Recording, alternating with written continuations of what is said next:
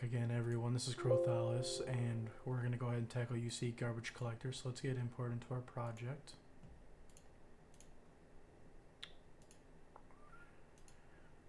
Garbage Collector's job is just to make sure that anything that shouldn't be lingering on your server after the last person logs out is going to be cleared up. It doesn't have much other than that. So we're going to get that README open.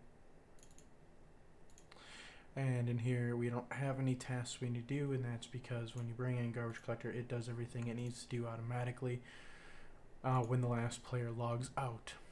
So we're going to just go ahead and jump in, hide those, and we'll make sure we don't have any errors, no issues in the game. And that is it for Garbage Collector. I'll catch you in the next one.